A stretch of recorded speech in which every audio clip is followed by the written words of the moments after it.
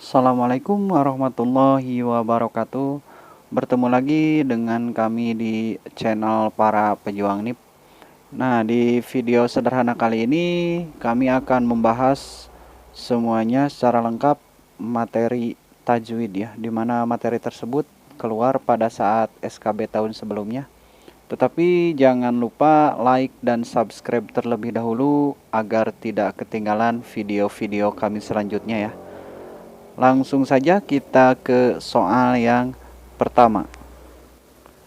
Dalam ilmu tajwid, yang dimaksud dengan berpadu atau bercampur antara dua huruf atau memasukkan satu huruf ke dalam huruf yang lain, maka dari itu bacaannya harus dilafazkan dengan cara meleburkan suatu huruf kepada huruf setelahnya, merupakan pengertian dari A. Idgham, B. Ikhfa, C. Iqlab, D. Izhar, dan E. Mad Tabi'i.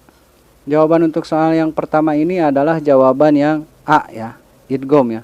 Nah, di mana idgham itu sendiri dibagi menjadi 3 bagian ya, yaitu idgham mutamathilain ya, yaitu pertemuan antara dua huruf yang sama sifat, sama makhrajnya ya, atau tempat keluarnya huruf ya. Misalkan ada dal gitu, dal ya, bertemu dengan dal ya, dan sebagainya ya. Nah, ada juga yang kedua itu idgham mutaqarribin ya. Nah, yaitu pertemuan dua huruf yang sifat dan makhrajnya itu hampir sama ya. Seperti ba bertemu mim gitu, qaf bertemu kaf gitu. Nah, seperti itu ya.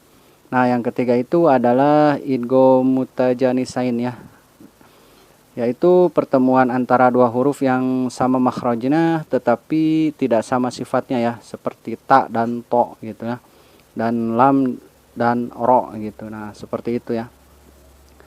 Kita lanjut ke soal nomor 2.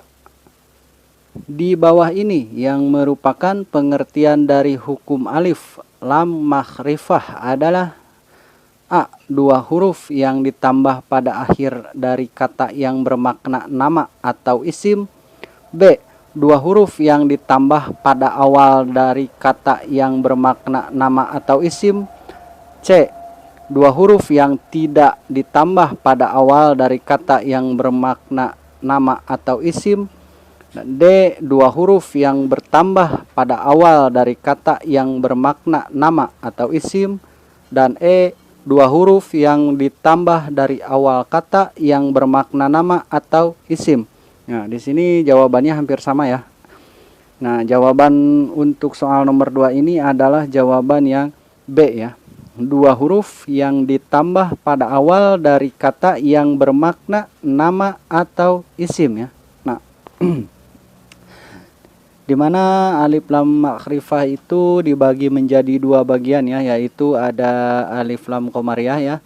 Nah, alif lam komariah itu diikuti oleh 14 huruf hijaiyah ya, seperti hamzah, ba, jim, ha ya, kho ya, ain, ghin, fa, qaf, kaf, mim, waw, ha, dan ya ya. Nah, dan cara membaca alif lam ini adalah dibacakan secara jelas ya, tanpa meleburkan bacaannya gitu.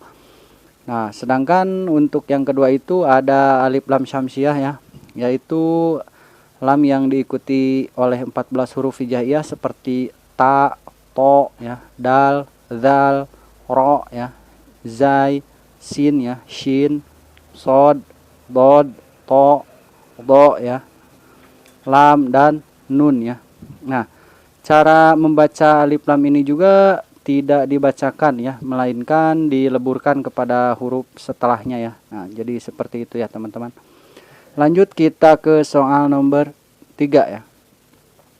Hukum bacaan yang harus dibaca panjang dan panjang harkatnya bergantung kepada hukum atau tanda yang menyertainya. Panjang pendek dari hukum ini harus benar agar tidak salah arti atau pemahaman dari bacaan yang dibaca. Pernyataan tersebut merupakan pengertian dari A. Hukum bacaan mad secara umum. B. Hukum bacaan alif lam secara umum. C. hukum bacaan iqlab menurut bahasa, D. hukum bacaan idgham secara istilah, dan E. hukum bacaan ikhfa secara harfiah. Nah, jawaban untuk soal nomor 3 ini adalah jawaban yang A ya, hukum bacaan mad secara umum. Nah, kita bahas secara tuntas ya untuk hukum mad di sini ya.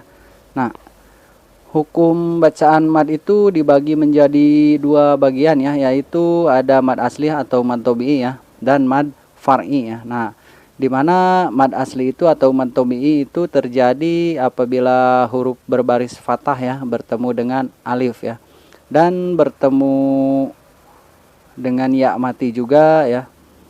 Itu kalau misalkan ada huruf berbaris kasroh ya. Nah, terus ada juga huruf berbaris domah ya bertemu dengan waw mati ya. Itu bisa juga disebut dengan mad asli atau mad tabi'i ya, yang biasa kita kenal. Nah, untuk mad far'i itu sendiri dibagi menjadi 13 bagian ya. Nah, diantaranya adalah mad wajib mutasil ya. Nah, yaitu setiap mad tabi'i ya yang bertemu dengan hamzah dalam satu kata ya, panjangnya itu 5 harkat ya.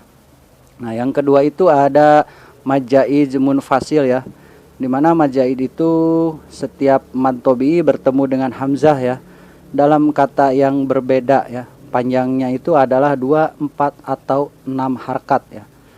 Terus ada mad arid disukun ya, yaitu setiap mad tabi'i bertemu dengan huruf hidup ya dalam satu kalimat dan dibaca waqaf ya atau berhenti. Panjangnya itu adalah 2, 4 sampai 6 harkat ya. Nah, apabila tidak dibaca waqaf maka hukumnya kembali seperti mad tabi'i ya, seperti itu ya. Selanjutnya ada mad badal ya. Nah, mad badal itu sendiri adalah pengganti huruf hamzah ya di awal kata. Lambang mad badal ini biasanya berupa tanda baris ya atau kasroh tegak. Panjangnya itu adalah 2 harkat ya. Terus ada mad iwad ya. Mad iwad itu terjadi apabila pada akhir kalimat terdapat huruf yang berbaris fathah ya dan dibaca waqaf, panjangnya itu adalah 2 harkat ya. Terus ada mad lazim mutasaqal kalimi ya. Nah, yaitu bila mad tabi'i bertemu dengan huruf yang bertasjid ya, panjangnya itu adalah 6 harkat ya.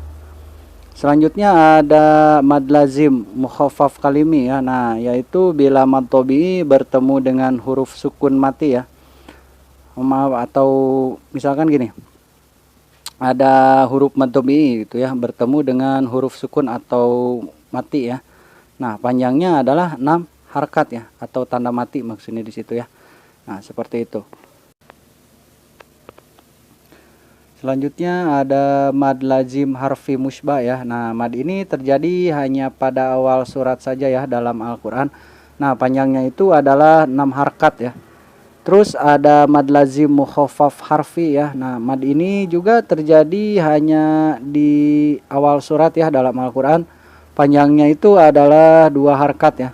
Nah, selanjutnya ada mad layin. Nah, mad ini terjadi bila huruf berbaris fathah ya bertemu waw mati atau ya mati ya. Kemudian terdapat huruf lain yang juga mempunyai baris. Mad ini terjadi di akhir kalimat. Nah, kalimat yang dibaca waqaf atau berhenti ya. Panjang mad ini adalah 2 sampai 6 harkat ya. Selanjutnya ada mad silah ya. Nah, mad ini terjadi pada huruf H ya di akhir kata yang merupakan domir muzakkar ya, mufrad ligobib lah. Nah, atau kata ganti orang ketiga laki-laki ya. Nah, seperti itu. Syarat yang harus ada dalam mad silah ini adalah bahwa huruf sebelum dan sesudah hak domir itu harus berbasis hidup ya dan bukan mati atau sukunnya. Nah, untuk mad silah ini juga terbagi menjadi 2 ya, yaitu mad silah kasroh ya, dimana terjadi bila setelah hak domir gitu terdapat huruf selain hamzah, dan biasanya mad ini dilambangkan dengan baris fathah ya, fathah tegak gitu atau kasroh tegak, atau juga bisa domah terbalik ya pada huruf hak domirnya itu ya. Panjangnya itu adalah 2 harkat ya. Yang kedua itu ada mad silah tawilah ya. Nah, mad ini terjadi bila setelah ha domir terdapat huruf hamzah ya. Panjangnya itu adalah 2 sampai 5 harakat ya. Nah, lanjut kita ke hukum mad ya yang tadi ya, yang ada mad farku ya. Nah, mad farku ini terjadi bila mad badal bertemu dengan huruf yang bertasjid ya. Dan untuk membedakan antara kalimat istifham ya atau pertanyaan dengan sebutan atau berita ya. Nah, panjangnya itu adalah 6 harkat ya. Nah, terus ada mad tamkin ya. Nah, terjadi bila dua bulah huruf yang bertemu dengan satu kalimat ya, dimana yang pertama itu berbasis kasroh ya dan bertasjid ya, dan yang kedua berbasis sukun atau mati ya. Panjangnya itu 2 sampai 6 harakat ya. Nah, itu adalah hukum dari mad ya. Nah, selanjutnya kita ke soal nomor 4 ya. Yang dimaksud dengan idgham mimi atau idgham mislain dan juga biasa disebut mutamasilain adalah a. Apabila mim mati bertemu dengan mim, maka cara membacanya adalah seperti menyuarakan mim rangkap atau ditasdidkan dan wajib dibaca dengung. B. Apabila mim mati bertemu dengan mim mati, maka cara membacanya adalah seperti menyuarakan mim rangkap atau ditasdidkan dan wajib dibaca dengung. C. Apabila mim bertemu dengan mim, maka cara membacanya adalah seperti menyuarakan mim rangkap atau ditasdidkan dan wajib dibaca dengung. D. Apabila mim bertemu dengan mim mati, maka cara membacanya adalah seperti menyuarakan mim rangkap atau ditasdidkan dan wajib dibaca dengung. Dan E. Apabila mim mati bertemu dengan mim, maka cara membacanya jangan menyuarakan mim rangkap atau jangan ditasdidkan dan wajib dibaca dengung. Nah, untuk menjawab konteks soal seperti ini, teman-teman harus benar-benar teliti ya, karena jawabannya itu hampir sama dan bermainnya itu dalam konteks kata-katanya saja ya. Nah, jawaban untuk soal nomor 4 ini adalah jawaban yang A ya. Apabila mim mati bertemu dengan mim, maka cara membacanya adalah seperti menyuarakan mim rangkap atau ditasdidkan dan wajib dibaca dengung. Seperti itu ya. Nah, sedangkan hukum mim mati itu sendiri ya, bila bertemu dengan huruf hijaiyah, hukumnya itu ada 3 ya, yaitu ikhfa safawi. Nah, di mana ikhfa safawi itu apabila mim mati bertemu dengan ba, maka cara membacanya harus dibunyikan samar-samar di bibir dan didengungkan ya. Nah, yang kedua itu ada idgham mimi ya. Apabila mim mati bertemu dengan mim, maka cara membacanya adalah seperti menyuarakan mim rangkap atau ditasdidkan dan wajib dibaca dengung. Idgham mimi disebut juga dengan idgham mislain atau mutamasilain ya, yang biasa kita sebut ya. Nah, yang ketiga itu ada izhar safawi ya, di mana izhar safawi itu apabila mim mati bertemu dengan salah satu huruf hijaiyah selain huruf mim ya dan ba ya. Maka cara membacanya itu dengan jelas di bibir dan mulut tertutup ya. Nah, itu adalah hukum mim mati ya. Selanjutnya kita ke soal nomor 5 ya. Bunyi huruf yang memantul bila ia mati atau dimatikan, atau suara membalik dengan bunyi rangkap merupakan suatu pengertian menurut istilah. Dari hukum tajwid: A. Qalqalah sugro, B. Qalqalah kubro, C. Qalqalah, D. Ikhfa safawi, dan E. Iqlab. Jawaban untuk soal nomor 5 ini adalah jawaban yang C ya, qalqalah ya. Nah, hati-hati harus teliti ya dalam membaca soal seperti ini ya. Nah, di mana hukum qalqalah itu sendiri dibagi menjadi 2 ya. Nah, ada qalqalah qalqalah kubro ya. Maksudnya qalqalah kubro itu adalah yang berbasis hidup ya, dimatikan karena waqaf. Nah, inilah qalqalah yang paling utama ya, cara membacanya itu dikeraskan qalqalahnya. Nah, yang kedua itu ada qalqalah sugro ya, yaitu huruf qalqalah yang berbasis mati, tetapi tidak wakop ya padanya. Caranya membacanya kurang dikeraskan qalqalahnya. Nah, untuk pengertian qalqalah itu sendiri adalah menurut bahasa artinya gerak ya, dan menurut istilah itu adalah bunyi huruf yang memantul ya bila ia mati atau dimatikan, atau suara membalik dengan bunyi rangkap ya. Nah, huruf qalqalah itu terdiri dari 5 huruf ya, yaitu qaf, to ya, ba, jim, dan dal ya. Nah, seperti itu. Lanjut kita ke soal nomor 6 ya. Hukum nun mati atau tanwin jika bertemu dengan huruf-huruf hijaiyah, maka hukum bacaannya ada 4 macam. Di antaranya A. Idgham, iklab, qalqalah, dan mad badal. B. Iklab, idhar, ikhfa, dan alif lam syamsiah. C. Idgham bigunah, idgham bila gunah, idhar, dan iklab. D. Idhar, idgham, iklab, dan ikhfa. Dan E. Ikhfa, idgham, ikhfa, dan mad far'i. Jawaban untuk soal nomor 6 ini adalah jawaban yang D ya. Idhar, idgham, iklab, dan ikhfa ya. Nah, seperti itu.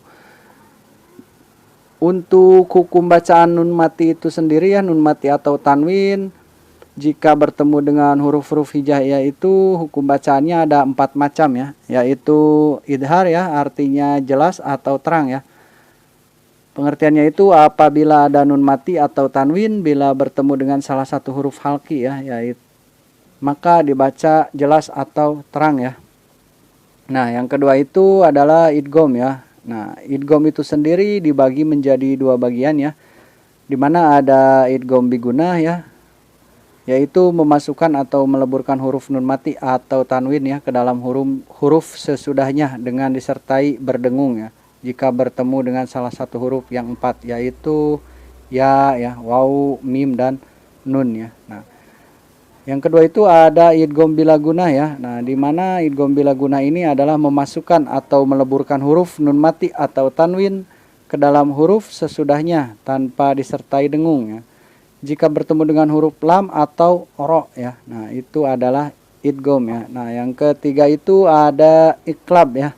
Nah, iklab itu adalah menukar atau mengganti ya, dimana apabila ada nun mati atau tanwin bertemu dengan huruf ba, maka cara membacanya dengan menyuarakan atau merubah bunyi ya menjadi suara mim ya, dengan merapatkan 2 bibir serta mendengung ya. Nah, seperti itu ya.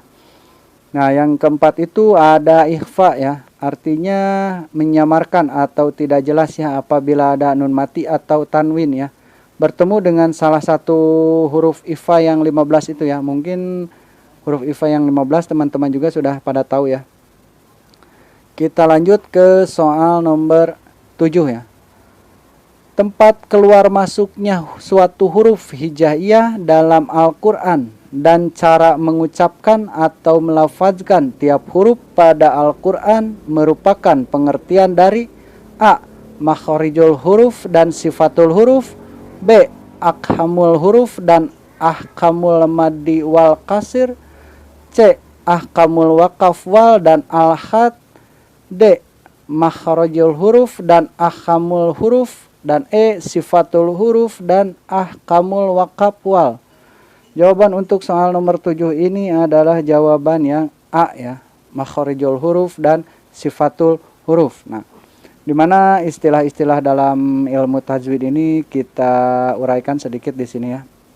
Nah, yang pertama itu ada makhorijul huruf ya. Nah, yang artinya itu tempat keluar masuknya suatu huruf hijaiyah ya dalam Al-Quran ya. Nah, yang kedua ada sifatul huruf ya, adalah cara mengucapkan atau melafadzkan tiap huruf pada Al-Quran ya. Nah, yang ketiga itu ada akhamul huruf ya, yaitu ilmu tajwid tentang hubungan antara satu huruf dengan huruf lainnya. Nah, yang keempat itu ada ahkamul madi wal qasr ya, adalah ilmu yang mempelajari panjang pendeknya bacaan di saat melafadzkan tiap kata dalam ayat Al-Quran ya. Nah, yang kelima ada ahkamul waqaf wal ibtida, di mana ilmu tajwid untuk mengetahui huruf di mana kita bisa memulai membaca ya, atau berhenti membaca pada tiap bacaan di Al-Quran ya. Nah, jadi itu ya, jadi istilah-istilah dalam ilmu tajwid ya. Lanjut kita ke soal nomor 8 ya. Di bawah ini yang merupakan arti tajwid menurut istilah adalah: A. Ilmu untuk membaguskan pembacaan pada kitab suci Al-Quran disertai dengan kaidah-kaidah ilmu tajwid yang berlaku pada setiap huruf. B. Ilmu untuk membaguskan pembacaan pada kitab suci Al-Quran secara menyeluruh disertai dengan kaidah-kaidah ilmu tajwid yang tidak berlaku pada setiap huruf. C. Mengeluarkan huruf dari tempatnya yang sesuai dengan sifat-sifat yang dimiliki huruf tersebut. D. Melakukan sesuatu dengan indah, bagus, dan membaguskan.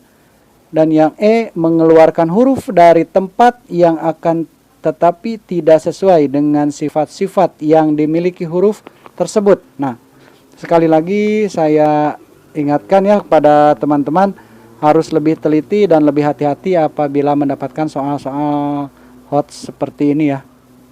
Harus teliti dalam membaca, dalam memahami kalimatnya ya. Nah, jawaban untuk soal nomor 8 ini adalah jawaban yang A ya.